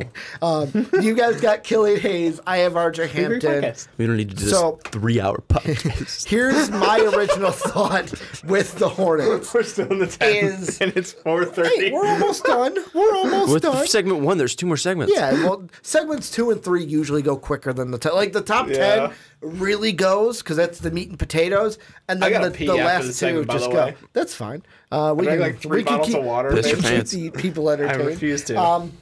But here's my thing. So point guard is what I was looking at for the Hornets because yeah, they got Rozier, but Yeah, they got Devonta Graham, but you guys both went with Killian Hayes. If I had to rank the 3 available, I personally like Nico Mannion the best. It's just who I am. I watch him. I like what he could be. Like maybe it's because he reminds me a little bit of that like Derrick Rose light, and he's got the same abilities, but not on the same level that Derrick Rose had. So I kind of fall in love with that. Plus, I love the swagger that kid brings. Like he will be the one to like get in your face if he makes a shot. He's got the swagger. I love him. Then RJ, then Killian Hayes. Kind of could be interchangeable. Right now, RJ's above Killian Hayes. But RJ's not a point. Yeah, he's a more 2-3. Well, he's more of a 2, but he can handle the ball. And that's why with RJ, I listened to Jake because I didn't know where to go with this because I didn't want Nico. I wanted Nico to go to the Bulls. That's why I agree with this draft. I'll be honest. Jake. I wanted Nico to go to the Bulls. That's why I didn't want him to go here, even though he would have been the pick originally. Yeah. Why Killian Hayes? Speak to me why Killian Hayes should have been my pick and why I shouldn't have gone Nico Mannion here. I mean, he's my number 1 guard. I mean, pretty much outside of LaMelo, Anthony Edwards, and Halliburton. So it's not really. I mean, I've talked about him. He's the best of the rest. 4 other spots. Yeah. So clearly, I'm in love with this guy. I mean, 6'5". He started off a little bit slow over in the EuroLeague, but he has picked it up a little bit more. It seemed like the game was a little bit too fast for him to start, but he's really caught up as of now. He's a very creative passer, and I think that's one thing that could at least play to the players that are currently on this Hornets team, at least Rozier and Devonta Graham. Very good shooters. I mean, Devonta Graham is one of the best 3-point shooters in the league right now. Or at least he started off the season that way. He's chucking like a mother. But that's the thing is, I think that we can get him to be a more efficient player if you get a passing guard and move him to the 2. Can he play defense? I don't know. Do the Hornets want to play defense? I don't know. Yeah. But I do know that Killian Hayes is a 6'5" guard, very good passer. He has very high potential to be a good defensive player. And I think that he is such a solid, consistent player. Like I said, I always talk about this. I like guys that can be starters for 10 years. And I think Killian Hayes can be that. I don't think he hurts any of the players that are currently on this team. I think he makes them better. And I think that's what I like about Killian Hayes a lot. I think he elevates guys. I think he doesn't turn the ball over. He moves the ball around. He gets creative with how he passes. And I talked a little about this earlier. You know, right now he's scoring about like 11 points in his last stretch. 11 points per game, which I would like to see up more higher. But again, he's like 18 years old. So I'll take the potential of Killian Hayes with that body frame, with what he's shown so far. Seems like a very high IQ player. Got a good shot too. Like that's the thing. When you look at European guards, I think the stat lines are sometimes deceiving. You have to read more into them. You can't just, take a look at a box score and be like, well, he's good or bad, because of their play style, because of the fundamentals that they emphasize so much, because of the seniority on teams that gets respected over. Well, we want to just take the young kid and give him 35 minutes a night and let him fucking roll. Like the NCAA is. It's a different league and it's a different priority system over there. So I like Killian Hayes because I like what he can do for me as an all-around player. Like you said, offensively, I think he ticks all the boxes. I think he's got a good shooting motion. I think he can facilitate, and I think that he can drive. His finishing's not elite, but it's good enough for his age. Like, I'm not concerned with it. No red flags there. Defensively, he's got potential. He's got great size for a guard. I think fit-wise on the Hornets, you're right.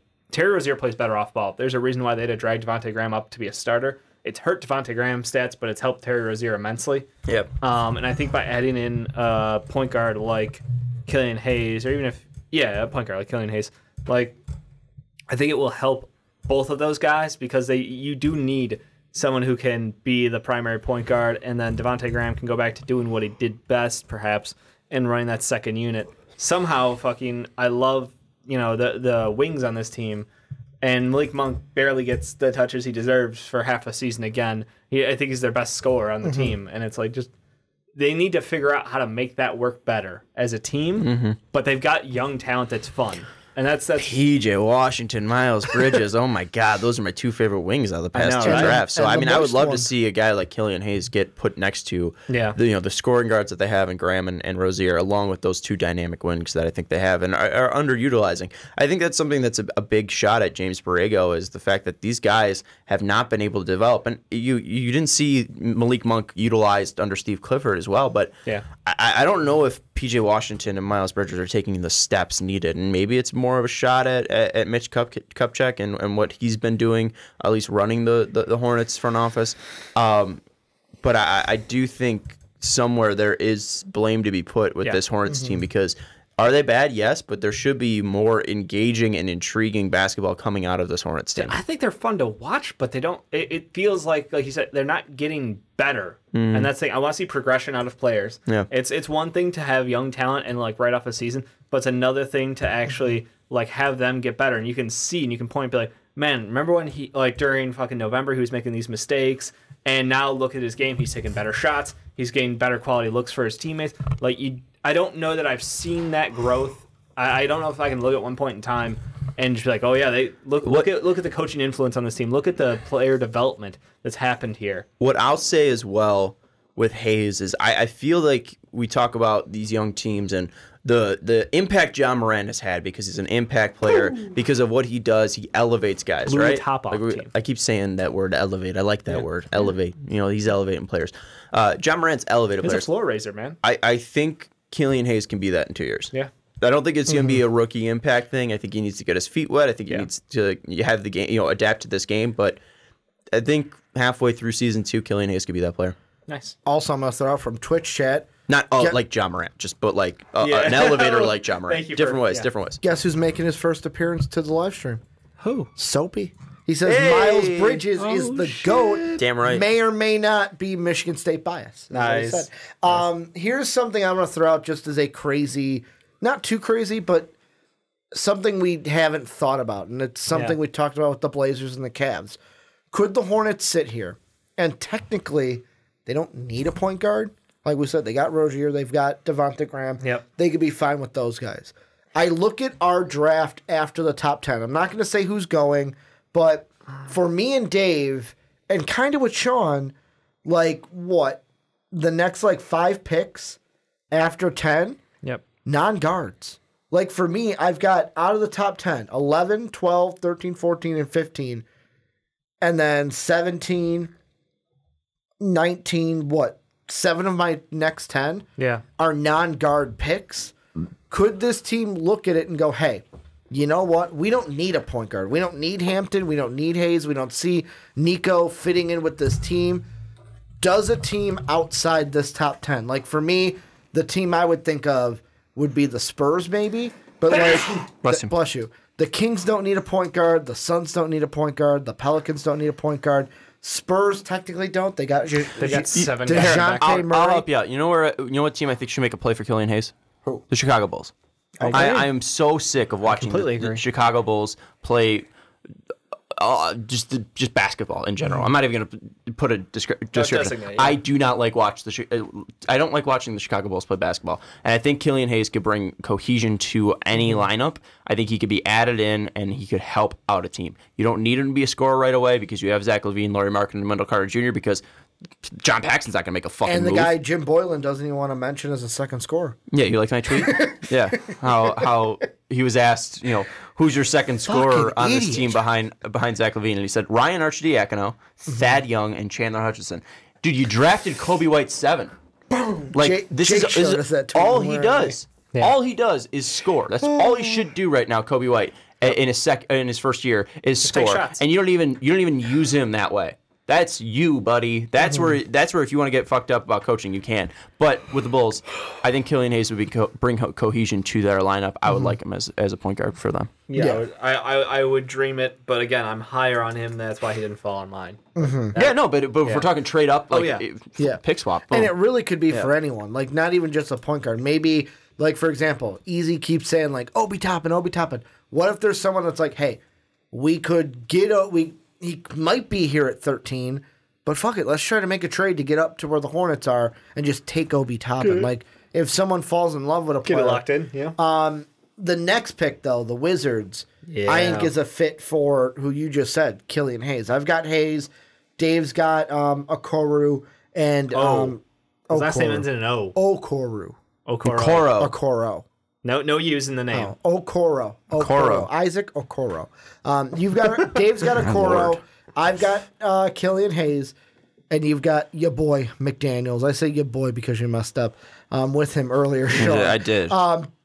With me, I'll go first with this one. With Hayes and me and the Wizards, I'm drafting a point guard here. Just because John Wall coming off of injury, it's kind of like the Victor Oladipo thing we talked about. I don't know what John Wall I'm going to get. And even though I get a John Wall, are John Wall and Bradley Beal ever going to work together? And I know you can shake your head, but the thing I look at is even if you do stick with them, and I'm not saying trade either one of them, get one out of town, I don't want a point guard that's going to be John Wall light who does the same things as John Wall.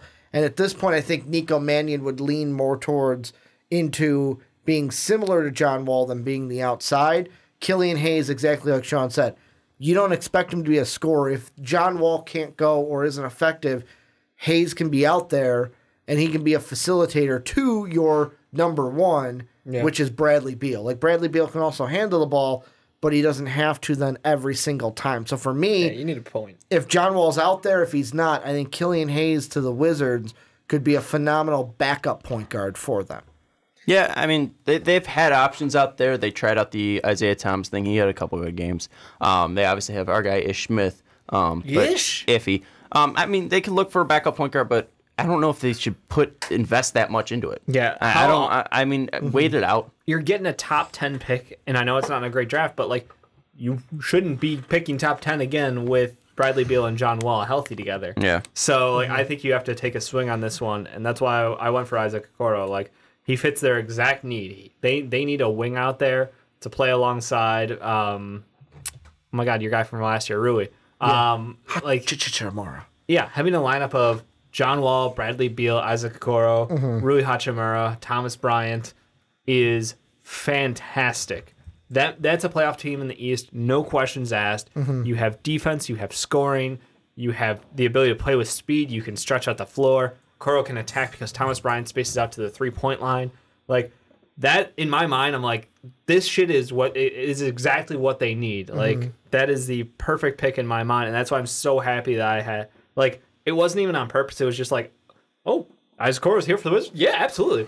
Put that shit on board. Yeah, no, I would love him. I just have him going earlier. Yeah. I mean, so him going to that spot, I don't dislike. Yeah, he could fit. hopefully bring something like Otto Porter had to that team. Otto Porter was the fucking automatic, man. That man was the 3-point shot. But I'm just saying a guy that can be a 3 and slasher and I still see potential for him to be a shooter from the outside. No, Okay. I'm the 3 and D player. I think that and Otto's shown at times he could be a slasher as well. I mean, Otto was a top 3 pick. He was third pick overall. So I think like his game is the uber efficient shooter who doesn't need touches. I think Okoro is defender first and then scores second on this team, and that's exactly what they need. And that's why Otto didn't work. Yes. So that's what I'm saying. I think it's what Otto shouldn't, and maybe what they needed out of Otto Porter. Yeah, what they needed out of Otto Porter. It's like the combo between Otto Porter and Kelly Oubre.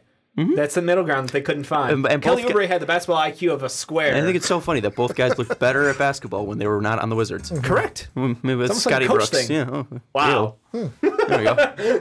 39 points for fucking Kelly Oubre in your mouth, Wizards. Why change McDaniels then still? For you, like what? Was it just like you didn't realize how bad he had slumped recently? No, it was not that. I still think that he has potential. I think that I don't have much lower. The Hachimura thing, I think that he could play the 3. I think that flexibility and potential is nothing to be overlooked. Could it be a Troy Brown situation where the dude doesn't even get any play? Absolutely. I think Obi Toppin makes sense as well. I think that there's options for them because I don't think they have a 4. I mean, they have Bertans, but I don't know if Bertan is going to be. You can go Rui, but I think Rui's a 4. Bertans is also a 4. Is the problem. What I would look, but I don't know if Bertans is going to be there for long term. No, that's fair. So at least what does Bertans bring? Hachimura is bringing slashing, right? I think that you would then look for somebody, whether that be the 3 or the 4. I think that either guy, whether that be McDaniels because he's super athletic, or whether it be Okoro, or whether it be Obi Toppin, bring defense to the 3 or the 4 spot. So I think that's where you were looking for. Is you're looking at that 3 and the 4. McDaniels, I think, he has struggled, but I do still think that his form's fine. He has struggled, and we could be talking about a player that completely falls out. But I'm not going to let him. Upside is a problem. That's why I have him here. Body that is just like, let me see who else has someone with that frame style. The player we love on the Orlando Magic, and I can't remember names because I'm awful at my job. Jonathan Isaac? No.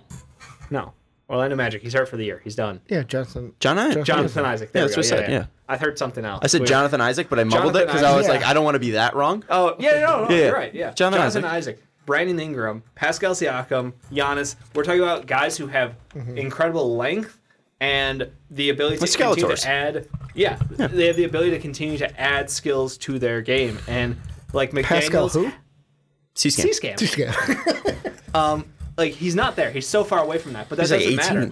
Exactly. It doesn't matter. You're drafting for a swing, and he has so much upside in the rest of this draft. I don't know if anybody else has the same level of upside because of how good of those players are becoming in the NBA. The thing for me when I look at him is I wonder about his defense and his effort levels there because he's got the body to be dominant. Like, we saw Isaac be dominant in college, but we haven't seen that from him yet. What I want to point out with that is, and he could be Marquise Chris, baby. We could go back to Washington, and it's the place that they come from. True. Florida State is so underrated as a basketball program. What they have been able to do is incredible, and Jonathan Isaac comes from that incredible program. They have every single year. They don't get these top recruits. Didn't Alexander Walker come from that program too? Virginia Tech. Virginia Tech, that's it. But it's the maroon. Terrence Mann, one of those guys. Our guy, Kevin Jolly, also a Florida State guy. Kevin Jolly, Also, our Dwayne Bacon, Florida State guy. Shout out Dwayne Bacon. But 6'7". But no, I think that when we look at Washington, we see Fultz, we see Marquise Chris, we see DeJounte Murray, right? Mixed bag, really. I mean, Murray's been great, but he was taken too low. And now Marquise Chris was taken too high. We got Markelle Fultz also taken too high, but he's been working his ass off. So I think that I do wonder if there is a culture there that truly instills professionalism into them. I mean, look at Jake's boy Matisse. Where Florida, that's true, but he was there for 4 years. Yeah. And he's gone through so much that he was a he's matured, very mature player. So I think that with Florida State and with Jonathan Isaac, I think that he was a professional and mature player automatically. I don't know if Jaden is that right now, and I would wonder if he goes to the right system, would he be that? Is the Wizards the right system? Probably not. I just love his potential. Yeah, no, I can't argue with potential. So, I mean, he's still a good shooter from the free throw line. That's why he's one of my favorite players. But the fact that he's getting benched is iffy. It's like if he's still one of your better players, you're fucking Washington. So that's concerning. That like, is he a good? Is he the? I'm trying to think of the phrasing for it, but like, he's a player who can put up good stats on a bad team, but he'll never be able to win you games. He's not a winning player. I'm just going to not dignify that with an answer. He didn't even say anything there. Ricky. I mean, with me, I just like hearing you guys go back and forth. I was more waiting for you to give me a response for Zach LaVine being a chucker. Oh, no. And not a player that can make it an impact on the team. He didn't really chuck this past week. Could have given him a whoop if it was the first 3-point numbers. He was about third on my list, I would say, of wet boys. But speaking of Zach LaVine, let's go into the Bulls. It's point guard. Wrap our top 10 up. It's point guard. Like, point guard or bust for the Bulls. The thing with this mock lottery that I hate is that we've moved down to 10. Yeah. From what are we at? 7 How are we as not of today? 7? Well, we're at 8 on Tankathon yeah, but right the rules now. are we get the 7th pick of the draft. Yeah. As it was foretold. But it sucked that 2 teams jumped up, moved us down to 10. For me, it's just best point guard available. That was Nico Mannion. Same with Dave, I'm assuming, because you went with Mannion also. Yeah. We need someone to pass the ball. What do you think Tyrese Maxey would add to this team? Because I think, Sean, that you think of him more as a point guard than a 2 guard. Yeah. Because I've seen both for him. I think of him more as a point. This is because I think they should move away from the players that they currently have on board, and I think Tyrese Maxey has a ton of potential. So I don't think this is a fit with Kobe White. I don't think this is a fit with Zach LaVine. I don't think this is a fit with Lauri Markkanen. I don't think this is a fit for Wendell Carter Jr. I think they need to find a star. I think that he has the most star potential out here. Yeah, I mean, the thing I do like about either him or Nico is they are very efficient at driving to the basket. Yeah. And they're not afraid to, like, there are some players, like you mentioned when we talked Bulls on the fast break, I think at one point, or this might have been Dave's on Superfans, where it's questioning Zach LaVine as a leader.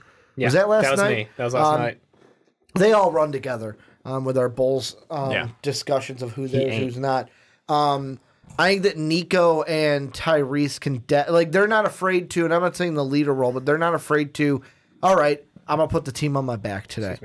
I am going to go and try to win this game, and I'm going to lead this team to victory. Maybe you can say, well, Ricky, that's kind of what you got with Zach LaVine, but it ain't working. Zach don't pass. These two, Nico more than Maxey, I would say, do pass, and that could maybe get more people involved. But, like, with the Bulls, I will just say it doesn't matter who we draft here if everything's going to stay status quo in the front office and more so the coaching, because I don't care who we pick. Right. He's not going to be used effectively if Jim Boylan's still our head coach.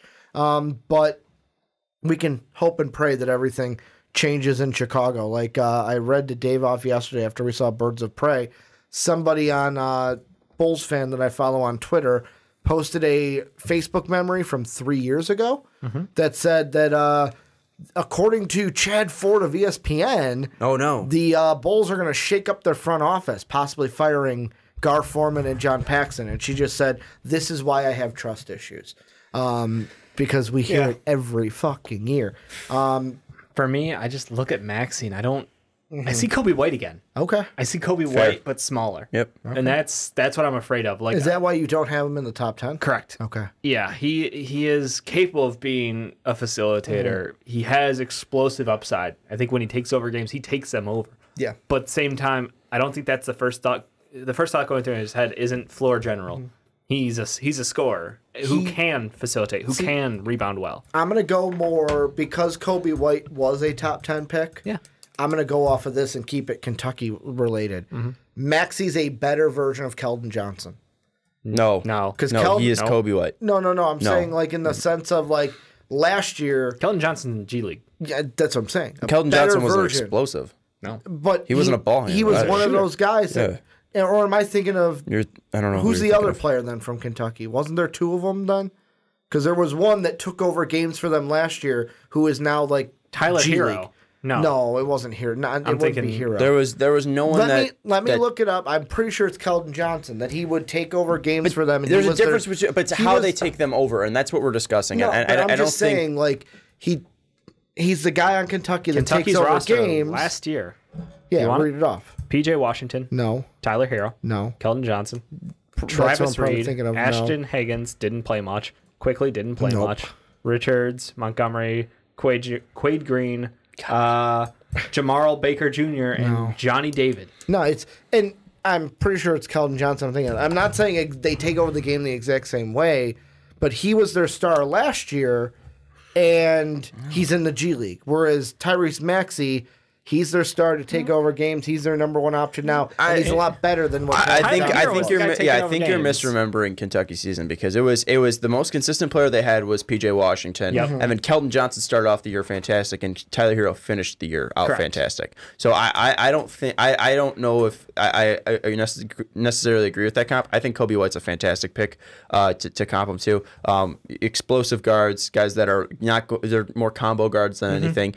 It's just that I think that he's more of an initiator, and that's could exactly. Could he play Kobe and Maxey together? Fuck no, the same player. Could that be your 1-2 combo going forward? That could be your Cleveland 1-2 combo. Ooh. That could be your Sexton and Garland, baby. So Soapy's got us with a But they would both average like 12 points per game, not 20. I'm assuming this is when I was talking about the leader thing for Nico and that. Soapy goes, they got the mind of a Greg Jennings. Go put the team on the back. So to kind of... Just with the Bulls thing. Yeah, go ahead. Mannion's probably a better fit. I like Maxey better as a player. Yeah. Because I think But I don't Mannion think can I don't still think get Kobe again, White involved. I think it's just hilarious that the Bulls get screwed again out of getting a true point guard. One of these drafts, they'll be a top 3 pick. Yeah, maybe right? in 14 years. No, I mean like in our mocks. One of them, they'll be a top 3 pick. We'll right? see. Killian One Hayes, of them, they'll get LaMelo. out of the guards outside of LaMelo, I think their best fit is Reroll. Killian Hayes. Reroll. I will be honest. glad he hasn't done that. They did get number 1, the very first one for the mock, and that's why I came up with the 10 push rule. Yep. Because I saw Bulls number 1, and I'm like, no way are people going to believe that this really fucking happened. Correct. Do you usually give a rundown at the very end? No. Okay, so you fast forward to the beginning if you're on YouTube to check out the order. Let us know what you guys think down below.